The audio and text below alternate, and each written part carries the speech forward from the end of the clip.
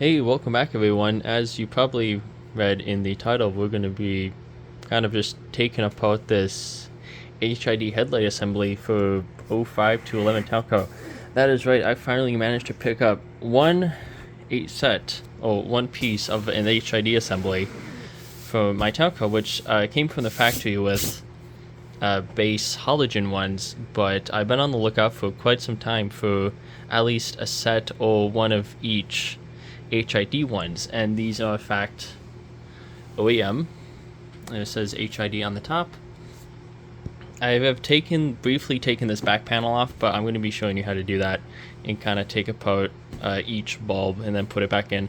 The full disassembly and reassembly and the video of me putting in HID headlights in my town car will come at a later date when I manage to find another set or pair. This one is from a driver's side. This was pulled from, according to the eBay seller, a 09 town car with low miles, whatever that means, but this plastic bit on the outside is in immaculate shape, absolutely phenomenal. There's some slight scoring right here, but I do have some Maguire's plastic polish that I am using to hopefully kind of just hide them a little bit. But so what you want to do, and once you come out of the car, which I'll show you in another video, hopefully, is, well, first, there's a part number down there, and I am unable to read it in this light, but it says 3W1X 13A045A on the bottom, and there's dashes 3W1X dash 13A045 TAC A. So for this main assembly, there's three screws in the top. They're actually Torx bits, but they also have a flathead to them, like so. And just as always with these sorts of things, just take your time with it. I got the three top off, and this bottom piece is wanting to come off. Now the thing about these is, I'll probably say in my other video, is that you need to head to the dealership once you swap these in, because the lighting control module, LCM, does not like how these are drawing less current, so they just will not turn on. They will turn on when you put the car in ignition, but once you start the car, they just will refuse to turn on at all. And that's why I gotta pay to the dealership and pay whatever ridiculous price they want. Looks like there's some more text down there on the bottom. Bezel, TPS, body, UP, GF. Okay, so it appears it's just telling me the composition of the housing and the blends and the plastic. So I'm going to probably pause this video and remove these two right here, and then this top should just come right off. So we got all the two screws off. I said bottom piece, but it's actually just a cover. And if we set this down and then pull out carefully, we can see that there's the ballast and the HID headlights, the high lamp, and then the low lamp. I will be taking this out to show you what kind of part numbers we have in here, but there's some part numbers for that cable, I believe, or actually, I might look this up later to see what part number this is referring to. I don't know if it's referring to this cables or just this. Now, the seller did not have the other side because they said it was in really bad shape, so I assume maybe the car was in a car crash. That's my best guess so far. I'm going to go get my tool set, and I'm going to remove this ballast because the part number is on the other side. We got them off. They were a size 7mm for these 3 bolts. And let's pull it up and see what we got. Well, there it is. Well,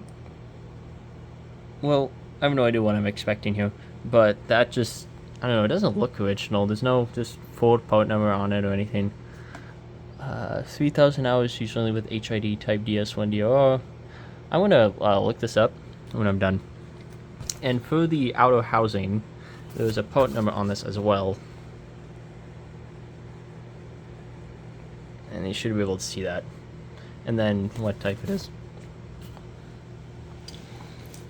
What we got? We got some hexa bolts, 2 of them. Actually, maybe 1 of them, because this one might twist out. I'm going to see if it'll do that. I was correct. The right side did just twist counterclockwise, and then you pulled it out. Yeah, that's not HID. Only the, I think that's low. I believe that's low. I believe only the low one is. This main one is, the high beam is not HID. Kind of unfortunate, but you know, oh well. I'm gonna wind this back up and put it back, and then we'll go ahead and take out this side, look at it, and then put it right back. I managed to get the screws out, and I'm sorry, I have absolutely no idea what size this is, but it's a small one, to be sure. Here's the bolts or screws. Oh, focus. Now I'm looking at how to get these off, and it looks like, according to old data, there is HID bulb retainers on the top, and any headlight remove. And of course, you're gonna be very careful with it. Release the retaining clips to remove the HID bulb. You know, that's very helpful. I'm gonna pause the video and look at this a bit more. It looks like you can pull this up and push it in, and then that'll release the mechanism so you can pull it out. But I'm gonna pause the video and we'll be back. Alright, so you do not need to take this out. You do not need this. You can throw that away. What you do is, right here, the bottom pieces, you push them in, and then in the middle towards this connector, and then that lifts up on here. Pull that up, and then carefully pull this out. Hey, look at that. And it appears it does have some use on it.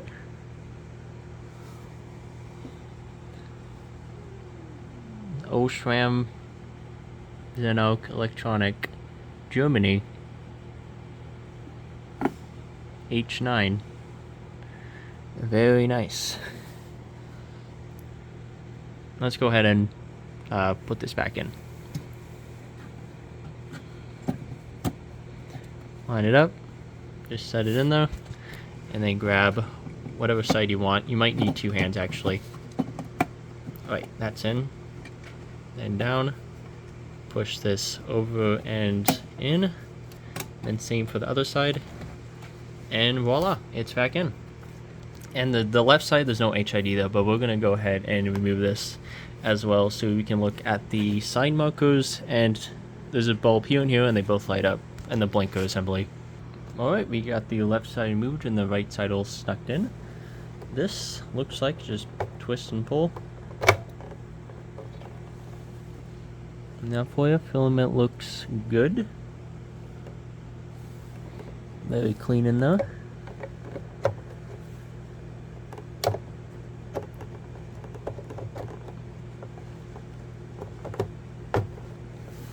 And then the bottom piece looks a bit more trickier spot, but it appears that we need to take this thing back out. This off to the side. And an electrical connector. You think it would just twist right out. Okay, I'm not messing with that. But I wonder, I really do wonder if I'm gonna have to pay someone to do a headlight alignment myself, because I'd be getting headlight assemblies for two different cars, probably 2 different years, and then putting them in mine. So I guess we'll see about that. And I think, actually, we can saw this video right here, but if you're still interested, we're gonna hop on AutoBytel and see how much these would have cost you before and adjusted for inflation. See how much you're really getting for, because these sell for a pretty penny actually. They have gone up in value from when they were new. So if you got a set or just a junk town car lying around and you see HID on them, you can make about $500 or more. I bought this one for $250, and that's what I plan on paying the other one for, not some outrageous $500 one. But we're gonna hop over on the computer and see what AutoBytel tells us.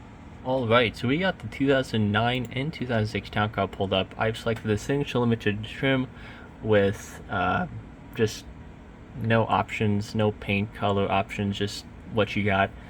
And it looks like the HID headlamps for $495 MSRP, and then the 09 was the same price. So what we're going to do is we're going to close this and then copy this, and this is going to be in 2006 money. Go ahead on an inflation calculator, just whenever you're choosing, I suppose. And this loads. Type in 2006. Enter how much money it cost. And $744. So I guess I actually wasn't too far off. I was thinking there would be like 500, but you think things would depreciate over time, but I guess people just didn't option this too much with the taco. They would be everywhere. Though what's strange, you did get a discount with the power move and a 6-disc changer, which is just bizarre for some reason. I don't know why they would do that. So yep, that was headlight assembly for the driver's side. As always, thanks for watching and have a good one.